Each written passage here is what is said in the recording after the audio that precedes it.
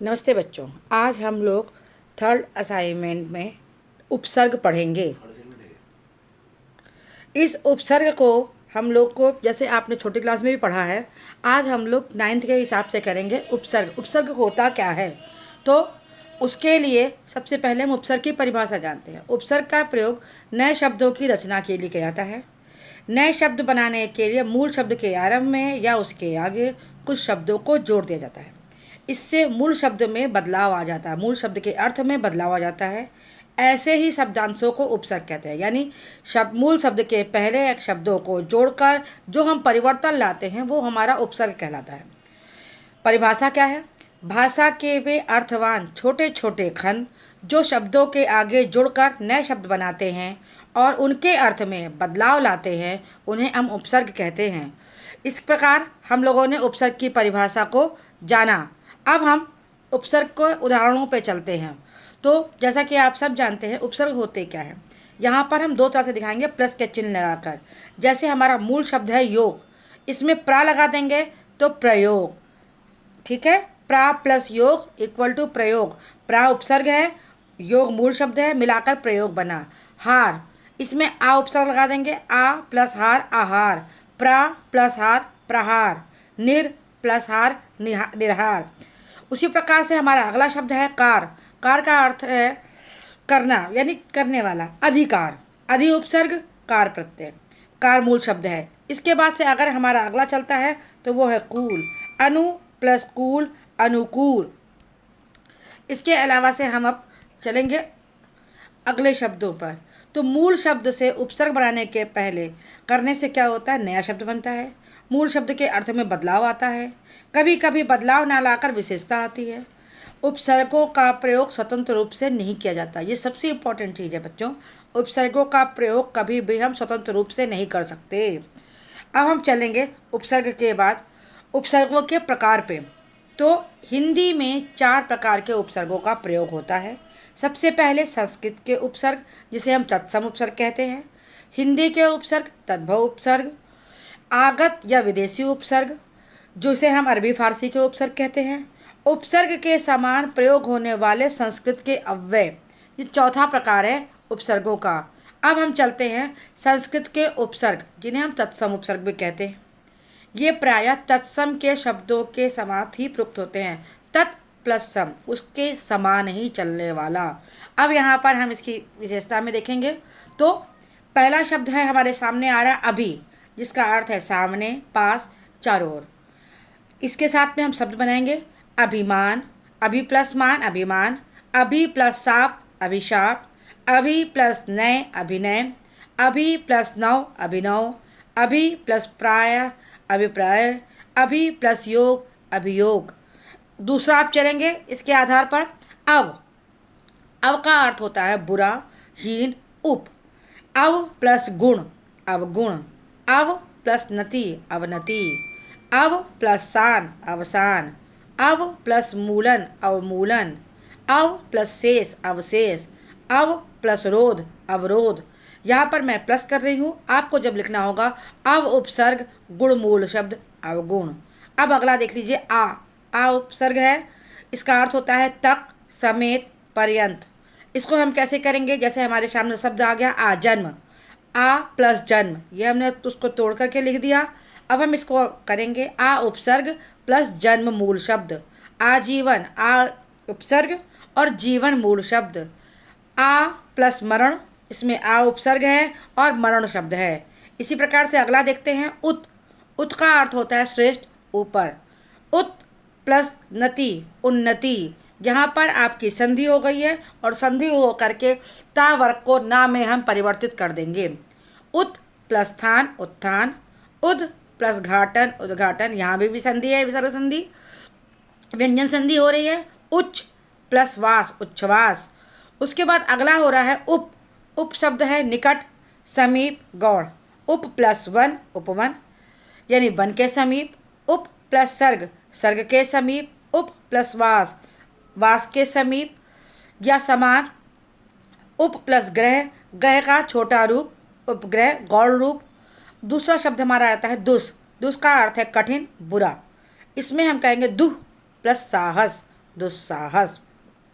दुष् plus साहस दुस्साहस, दुष् plus कर्म दुष्कर्म।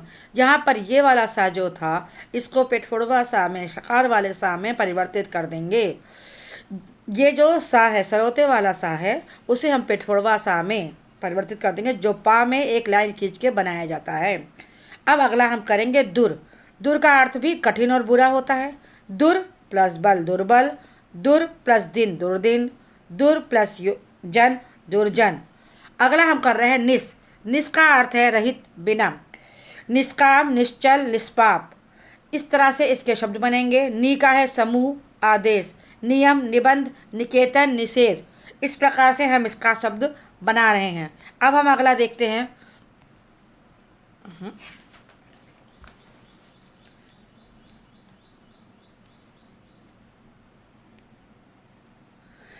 हिंदी के उपसर्ग। इन उपसर्गों को हम तद्भव उपसर्ग भी कहते हैं। इसका प्रयोग हिंदी में होता है। जैसे अ का अर्थ है अभाव, रहित, अथाह, अछूत, अजान, असार, अनाथ। अन का होता है निषेध, अभाव, अनजान, अनपढ़, अनभल, अनचिन्हा। अध यानी आधा, अधपका, अधजला, अधमरा, अधखिला।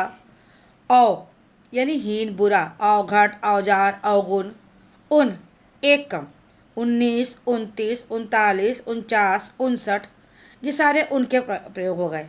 का और कु इसका अर्थ है बुरा, कपूत, उल्टा, कुकर्म, कुफल। इन सब में पहला अक्षर आपका उपसर्ग है, इसे बहुत ध्यान दीजिए। चौ चार, चौराहा, चौमासा, चौपाटी, चौतरफा, चौमुखी। जैसे चौराहा करेंगे चौ प्लस राहा, चौ प्लस मासा, चौमासा। उसी प्रकार से अब हमारा अगला शब्द आता है दू, रहित, दो। दू प्लस बला, दुबला। दू प्लस गुना, दुगना। दू प्लस कुल, दूसरा कुल। इसके बाद अगला आता है नी, रहित। नी प्लस कम्मा, निकम्मा।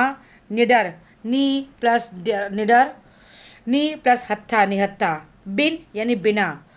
बिन बात, बिन खाए, बिन ब्याहा, बिन कहे, बिन जाने, बिन बुलाए। इस तरह से हम इसका प्रयोग कर रहे हैं। अब हमारा तीसरा आ जाता है आगत या विदेशी उपसर्ग।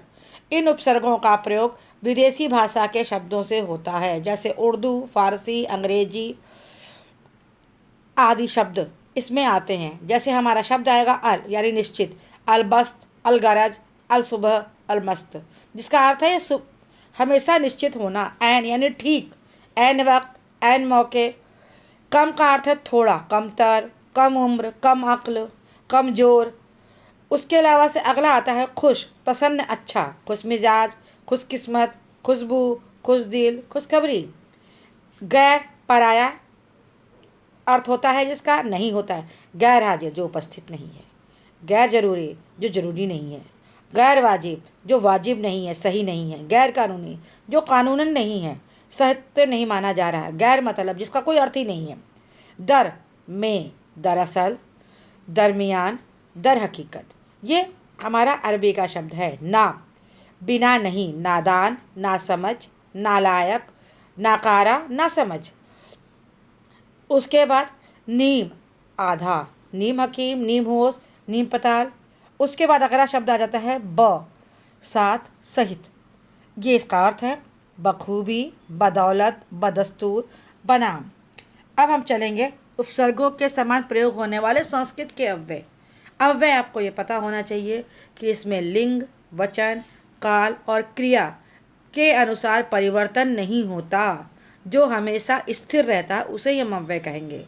अब हमारा शब्द आ गया अभाव, अज्ञान। अब अज्ञान पुल्लिंग के लिए भी उपयोग हो सकता है, स्त्रीलिंग के लिए भी। अधर्म, इसका कोई भी अधर्म यानी यह पुल्लिंग, स्त्रीलिंग, नपुंसकलिंग ऐसा कुछ नहीं है जिसको हम लिंगों में नहीं बांट सके, उसे हम अव्यय में कहेंगे। अधा यानी नीचे, अधोमुखी, अधोगति, अधापतन।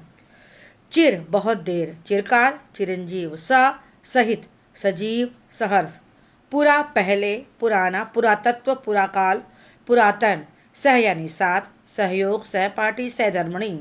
बहि बाहर, बाहर के लिए बहिर्मुखी, बहिर्गमन, बहिष्कार। पुनः फिर, पुनर्मिलन, पुनर्जन्म, पुनरागमन, पुनर्निर्माण। इस प्रकार हम जान रहे हैं। अब हम ये भी देखेंगे कि कुछ शब्द हमारे सामने ऐसे आते हैं जिनमें दो दो उपसर्ग लगे होते हैं, जैसे प्रत्युपकार, प्रत्युपसर्ग, उप उपसर्ग प्लस कार मूल शब्द प्रत्युपकार। परोपकार, पर उपसर्ग, उपसर्ग, कार मूल शब्द परोपकार। स्वावलंबन, स्वा प्लस अव प्लस लंबन, स्व उपसर्ग, अव उपसर्ग, लंबन मूल शब्द। अव्यवस्था, यहाँ पर हमारे पास कई सारे मूल शब्द आया है। आ भी उपसर्ग है, वी उपसर्ग है, अव उपसर्ग है, उसके बाद स्था शब्द आ गया। समाचार, सम उपसर्ग, आ उपसर्ग, चार मूल शब्द। दुर्व्यवहार, दुर उपसर्ग, वी उपसर्ग, आ उपसर्ग, उसके बाद हार मूल शब्द। पर्यावरण, परि उपसर्ग, आ उपसर्ग और वर्ण। इस प्रकार से आज हम लोगों ने उपसर्ग के विषय में जाना। आप सबको इसके बारे में अच्छी तरह से पता चल गया। इसके साथ ही आज के पाठ को हम लोग पढ़ते हुए आप लोग एक कोशिश करेंगे उपसर्गों से और नए नए शब्द बनाने की चेष्टा करेंगे, जैसा कि आपको असाइनमेंट में दिया गया है। धन्यवाद बच्चों। आज की क्लास मैं अब यहाँ पे समाप्त करती हूँ। आप लोगों को पसंद आई होगी।